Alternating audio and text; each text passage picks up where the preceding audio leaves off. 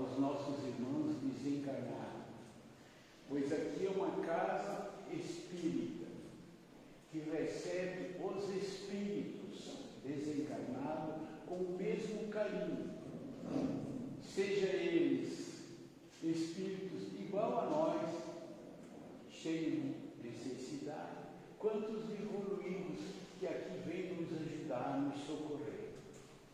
A esses rendemos graças a Deus pela sua presença em nossos meios, para nosso esclarecimento. E os nossos irmãos trazidos por nós mesmos, ouvindo pelas suas boas vontades, ficam à vontade que seremos recepcionados por Espírito maior, pelo mundo melhor, pelo mundo da paz, do amor, pela inteligência suprema que guia os palestrantes, expositores do momento. Graças a Deus que o nosso fim de semana terá esta cobertura também de palestra, nós não deixa ocioso. E nós leva o pensamento a Deus e faz uma prece, que é nossa costumeira de abertura. Pai nosso que estás no céu, santificado seja o vosso nome. Venha a nós o vosso reino, Senhor. Seja feita a vossa vontade, meu Deus, aqui na terra como nos céus. O pão nosso de cada dia, nós daí hoje perdoai as nossas dívidas, assim como nós também devemos perdoar aos nossos devedores. Não deixai nós cair mais em novas tentações, não deixai mais nós errar mais, Senhor, do que já erramos. Livrai-nós de todos os males, passados, presentes e o futuro. Que nós possa se guiar num clima de paz e de amor, que nós aprenda a seguir Jesus nesse rastro firme de bênção, Senhor. Graças a Deus, Pai, nós damos por aberto o nosso trabalho de doutrina da noite de hoje, de palestra. Hoje nós teremos na conversação a nossa irmã Rosane, né, vai fazer a palestra e vai falar sobre a mulher samaritana. E nós vamos ouvir com atenção e vamos dar as nossas energias a ela, para que ela se sinta à vontade e possa dizer tudo o que nós merecemos ouvir. Obrigado, que Deus abençoe. Obrigada pelo acolhimento, pela recepção. O coração muito grato. E nós estamos aqui hoje reunidos em nome de Jesus, nesse auditório da casa de Manuel Francisco da Luz, nesse encontro de corações, de almas, né? Tanto os encarnados quanto esses que são desencarnados, aqui também estão conosco. E vamos falar um pouquinho de amor. A gente anda falando pouco sobre o amor, não é? Então, esse tema, o amor, é um tema muito explorado, é um tema cantado, é um tema poetizado, é um tema romantizado, é um tema que serve para todas as literaturas, e quantas coisas a gente lê sobre o amor, não é verdade? Mas não é sobre esse amor que eu vou falar, não. Não é sobre esse amor que a gente romantiza no nosso dia a dia. Não é sobre ele, não. Para fazer essa conversa, eu vou chamar João, o evangelista, para essa conversa nossa. Trazer João para a conversa. Vou trazer João, escolhendo uma passagem dele do capítulo 4.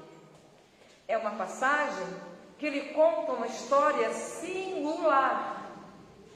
Uma história única, uma história extraordinária, que a gente lê tantas vezes, até ouve tantas vezes, essa história extraordinária de João, e a gente nem Presta muita atenção. E a gente talvez não ache essa história tão extraordinária assim. Mas é uma história que ela traz um conhecimento e uma lição para as nossas vidas que constantemente o Evangelho convida a dar uma relida, a dar uma estudada, a dar uma olhada, a dar uma revisitada lá. E essa história ocorreu lá nas terras desérticas de Samaria. Samaria, uma cidade que ficava no alto do Monte Gerizim. Era uma cidade que ficava entre a Galileia, que também era uma cidade alta, e Jericó, que era uma cidade baixa. E essa cidade de Samaria, há muitos anos antes de Jesus, ela tinha sido dominada pelos assírios. E esse povo samaritano se misturou tanto com os assírios, que eles misturaram as culturas deles e ficaram um pouco monoteístas, um pouco pagãos. E os samaritanos passaram, além de cultuar o Deus único, também passaram a cultuar outros deuses. E por causa disto, os judeus os odiavam e falavam: aquele povo impuro de Samaria, aqueles lá samaritanos. E o ódio era tão grande entre judeus e samaritanos que os judeus preferiam fazer uma volta maior para chegar até Jericó do que passar por Samaria, que encurtava o caminho. Porque eles não queriam passar pelos samaritanos e não ter contato com os impuros. Olhem só o nível de rejeição que havia com o povo samaritano. Mas não era só o povo judeu que odiava os samaritanos, não. Os samaritanos também provocavam bastante os judeus. Jogavam ossos no altar, ossos humanos do altar do judeu, e isso era uma blasfêmia. Então esse ódio entre eles era tão mortal que era, naquela época, inadmissível um judeu falar com um samaritano. E Jesus escolheu aquele cenário como um professor. Sabe o professor que prepara a aula? Fica de madrugada preparando o conteúdo, preparando os materiais, pensando em cada aluno. Esse aluno só vai aprender se eu fizer assim. Aquele lá só vai aprender se eu fizer de outro jeito. Jesus era tão pedagogo, tão professor, que ele escolheu aquele cenário de Samaria, uma região desértica, aquela personagem que era a mulher que estava no poço, e ele, nesse encontro incomum, ele deixa uma lição não só para os judeus. A lição que ele deixa ali é para todos nós, da posteridade. Aquela lição é para a gente, é muito atual a lição de Jesus no poço de Samaria. Era tão incomum um jovem judeu encontrar com uma jovem samaritana na beira de um poço. Havia uma cultura entre os judeus que era a seguinte: quando um judeu, um jovem, encontrava uma moça na beira do poço, era casamento na certa. Era prenúncio de casamento, isso era comum naquela época. Então Moisés encontrou a sua mulher na beira do poço, Jacó, Isaac. Então Jesus, ao decidir por aquele encontro, ele também podia ser muito mal interpretado. Tanto mal interpretado pelos samaritanos, que conheciam essa cultura, como pelos próprios judeus. Mas ele arriscou. E a partir daquele momento ele trava com a mulher samaritana um diálogo extraordinário, que ainda bem que João decidiu escrever. Ainda bem que o apóstolo João decidiu colocar isso aí, senão a gente não conheceria. E ele fala para ela, Ele está falando de sede, está falando de água, está falando de fonte, está falando de poço, mas ele também fala de marido. Mas ele fala de marido justamente por causa dessa cultura judaica. Que quem ia para a beira do poço, um jovem e uma jovem, geralmente era encontro marcado para casamento futuro. Então ele fala para ela: você já desposou 5 maridos. Você já se relacionou com 5 Baals. Baal, na linguagem judaica, era ídolo, marido, Deus, Senhor. Mas você não está saciada, nenhum deles saciou a sua sede. E ele coloca nesse diálogo, em todo esse diálogo, ele coloca uma analogia entre as fontes que a mulher samaritana estava bebendo para saciar a sua sede e a verdadeira fonte que de fato iria saciar a fonte, a sede dela para todo o sempre. E ali naquele diálogo, nessa analogia, nós somos a mulher samaritana. Todos nós somos a mulher samaritana. Aquela região desértica que ele escolheu é a aridez do nosso coração. Ele escolheu o cenário, ele escolheu a personagem que tinha vários maridos, estava saciando a sua sede com vários senhores. E ali Jesus vai dizer: se você beber dessa fonte, do poço, a sua sede vai ser, você vai matar a sede temporariamente, mas essa sede vai voltar. E um dia você vai querer a água do poço e o poço vai estar seco. Mas se você beber da fonte de água viva, que eu estou indicando, esta fonte de água viva lhe saciará para todo sempre. Você nunca mais vai sentir sede. Ele estava dizendo, na verdade, que todos nós, enquanto pessoas do mundo, pessoas que vivem no mundo, nós vamos saciar a nossa sede nas fontes temporárias do mundo. Nós vamos saciar a nossa sede em fontes que não são aquelas fontes que verdadeiramente vão preencher o vazio, o deserto do nosso coração. Jesus é um excelente professor. Então, se o professor é bom, por que nós não aprendemos? Será que o problema está no professor? O que nos falta para compreender essa lição? Será que nos falta entendimento? Será que nos falta vontade? Será que nos falta alguma espécie de coragem para mudar o roteiro da nossa vida? Eu não sei. Eu pergunto isso para mim. Eu falo isso para mim. O que é que me falta? E cada um vai perguntar para si. Talvez me falte um pouco de vergonha na cara, porque eu já sei a lição. Eu sei que o mestre é legal, que Jesus é um bom professor e que ele ensinou.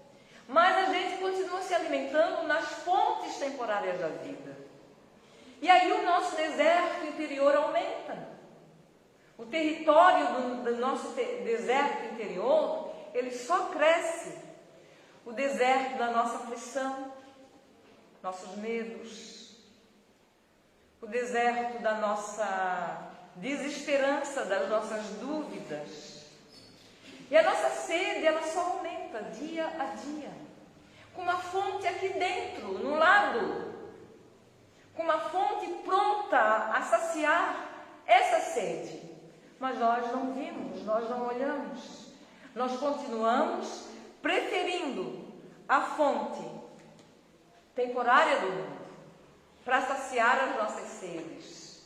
E eles até saciam mesmo, porque todas essas fontes do mundo temporárias, elas nos dão uma certa saciedade da sede, mas é muito passageiro. Daqui a pouco a gente está precisando novamente saciar a nossa fonte. Então Jesus faz uma analogia e deixa para nós essas lições da fonte. E as lições da fonte que ele nos deixa Primeira lição, ele compara o amor à água. Então, por que será que ele comparou o amor do coração, essa fonte que jorra, que flui direto de Deus, que é uma fonte que está dentro de cada um, pronto para ser usado, e não é, mas está aqui dentro. Ele compara essa fonte com a água, porque ambos são essenciais. Sem água, nenhuma espécie sobrevive. Sem amor, o espírito não evolui para a sua plenitude. Não vai ter plenitude. O espírito vai precisar dessa fonte de amor para crescer. E é essa fonte de amor que vai transformar os nossos desertos internos em jardins. Ou vocês duvidam que todo esse deserto que a gente carrega dentro da gente, um dia não vai ser jardim? Vai ser. E quem vai fazer esse deserto ser jardim somos nós mesmos.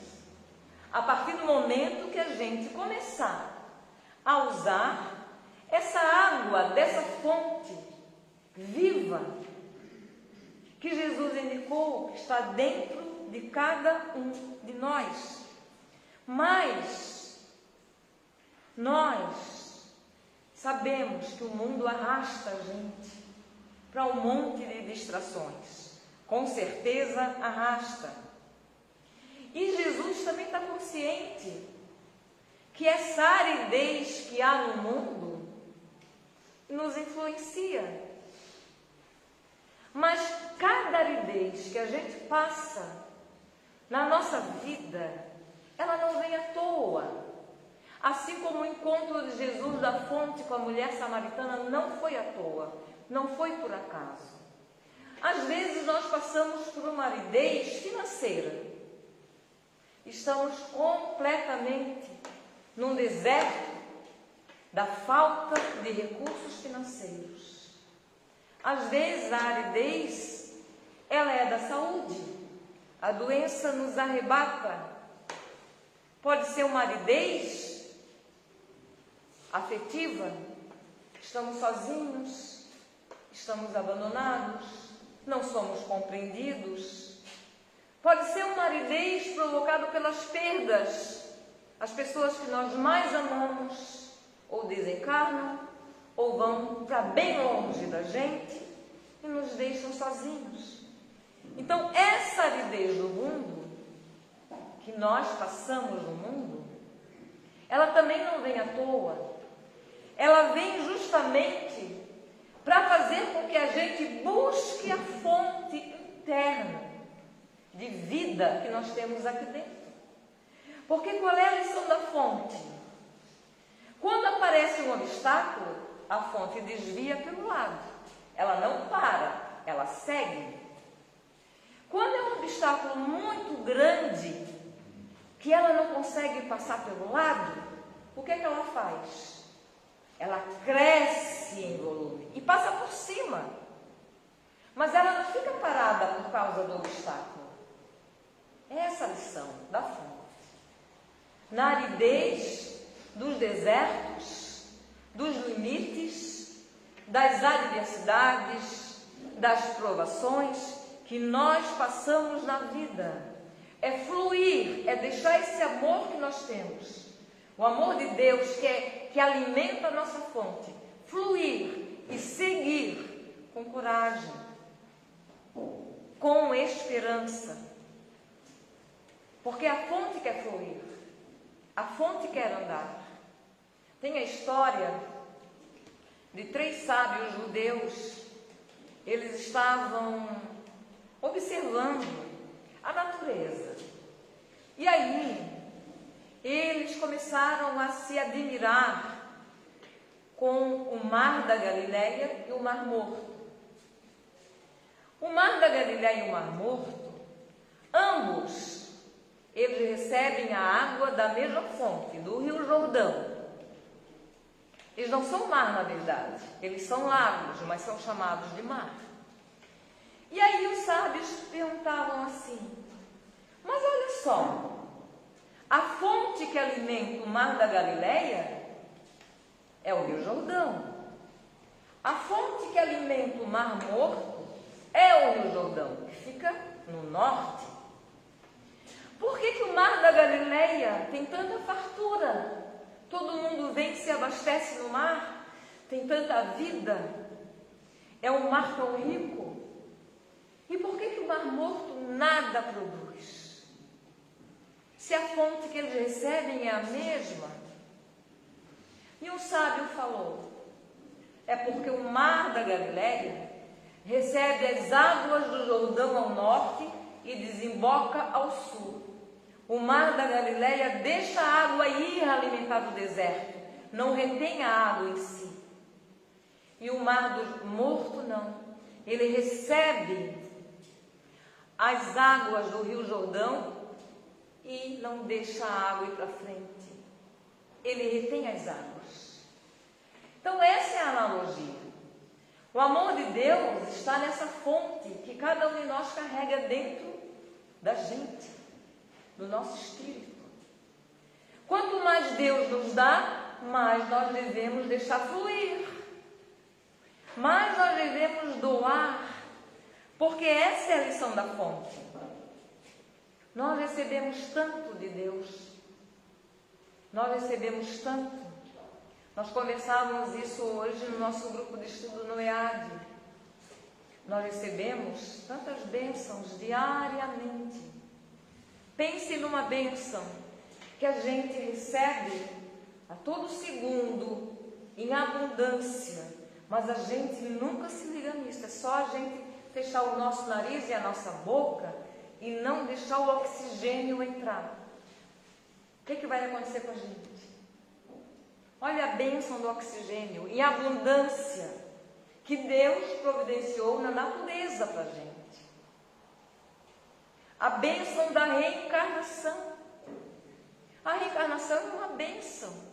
E aí a gente lembrava, lá no grupo do EAD de hoje à tarde, a história de Silas. Silas é um espírito que ele trabalha há muitos anos num lugar chamado Mansão da Paz, lá na esfera abissal, abaixo das trevas. Essa Mansão da Paz que está lá, o instrutor Drúzio, está lá para recolher os espíritos que estão nos abismos, que precisam ser recolhidos quando eles despertam para a luz. Silas está lá há décadas, cansado, às vezes ele reclama também. Pô, mas esses dias aqui nunca tem sol, é sempre escuro, sempre vem tempestade. É pior do que no umbral, o abismo. E daí, vocês sabem qual é o grande desejo de Silas? Encontrar com a mulher que ele assassinou numa reencarnação. Porque o pai dele era muito rico, a mãe morreu. E ele falou, oba, agora eu e meu pai vamos administrar a fortuna. Só que o pai dele casou de novo. E aí ele falou, pô, agora eu vou ter que dividir a fortuna que era da minha mãe com essa mulher. O que ele faz? Arquiteta um plano para matá-la. E aí ele passou muitos anos na espiritualidade, até que ele teve a oportunidade de trabalhar lá na esfera abissal, na Mansão da Paz. E a espiritualidade inteira que estava assistindo Silas já tinha falado com o pai, com a mãe, com os irmãos, com os obsessores que tinham ajudado ele a botar a ideia de assassinar. Todos estavam já concordando em reencarnar com Silas, menos a mulher que ele assassinou. Ele chorava de desespero, porque ele estava anos procurando por ela e não sabia onde o espírito dela estava. E só faltava encontrar o espírito dela para ele reencarnar e liquidar essa fatura. Os espíritos superiores sabiam onde é que ela estava, mas fazia parte do processo, a aflição dele, para ele aprender. Até o dia que o espírito ia reencontrar com ele e eles poderiam então administrar a encarnação, que ela ia reencarnar como filha dele. Então, gente, quantas pessoas foram movimentadas na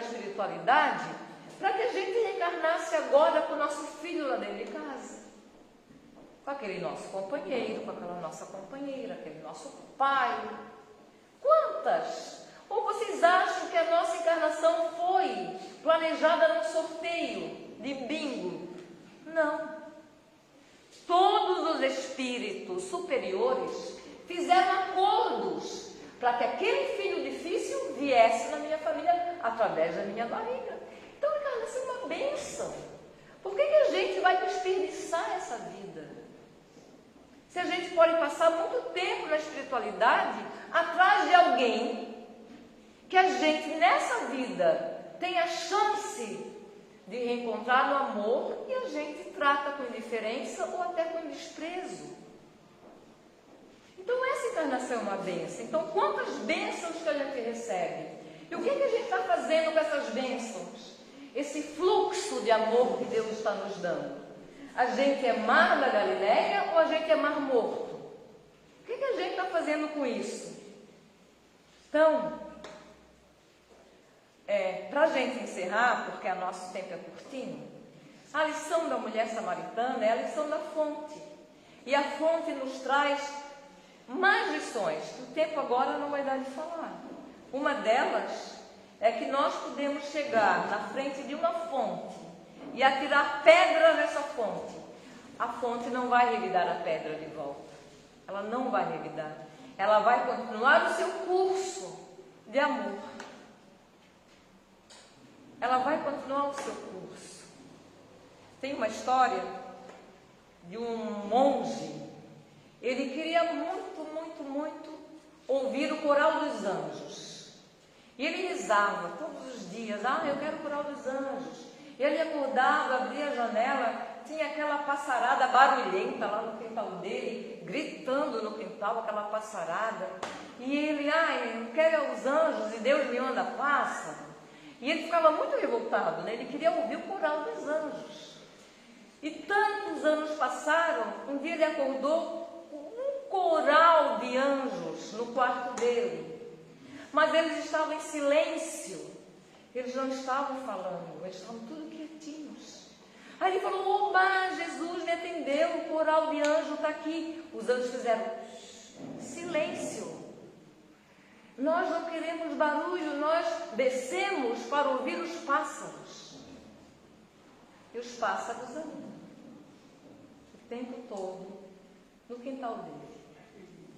Então, vamos fazer o nosso fardo ficar leve, deixar fluir esse amor de fato que existe dentro da gente, que é uma fonte. A gente morre de sede, com uma fonte de água viva fluindo dentro da gente. Chico, ao falar com uma mulher que foi reclamar para ele: eu faço tanto bem, amo tanto, amo aqui, amo ali, meus filhos são tão ingratos. Aí o Chico falou: minha irmã, aprenda a se alimentar com esse amor que você doa. Se alimente desse amor. Por que a gente quer se alimentar de um amor que vem de fora, se o amor está aqui? Então a gente tem que aprender a se alimentar com o nosso próprio amor. E se essa fonte está aqui, e se Jesus falou, é porque é verdade. Se Jesus falou, é porque é verdade. Essa fonte está aqui. Eu posso não ter ainda encontrado esse caminhozinho, mas é verdade. Então, se Jesus falou, a misericórdia existe. Eu a vi andando por aí. Vocês também devem ter visto a misericórdia andando por aí. O perdão, ele existe. Eu já vi o perdão andando por aí. Vocês também já viram o perdão andando por aí. A esperança existe. Ela anda por aí. Eu vi, eu já vi a esperança andando no mundo. Vocês também já viram. Todas aquelas pessoas que já passaram pela terra, bebendo nessa fonte de amor, deixaram um rastro de luz para a gente seguir. E se a gente prestar atenção, Todos esses exemplos de luz, de esperança, de misericórdia, de amor puro, de amor fonte divina, andam pelo mundo, talvez bem pertinho da gente, mas a gente não está olhando, a gente não está prestando atenção, a gente está distraído, bebendo em outras fontes temporárias, mas o amor essencial existe. E ele anda no mundo por aí. É só lembrar de muitas pessoas que vieram ao mundo para nos ensinar a beber nesse amor fonte. E que a gente ache o caminho desse amor fonte. Porque assim, a gente vai ter a nossa sede saciada para sempre. Porque se Jesus falou, assim é. E a gente não tenha dúvida disso. Então, agradeço muito a oportunidade, deixo um abraço em cada um, agradecendo a Casa Manuel Francisco da Luz e a oportunidade de estar aqui com vocês. Uma boa noite. Nós é que te agradecemos, Rosane, pela linda palavra.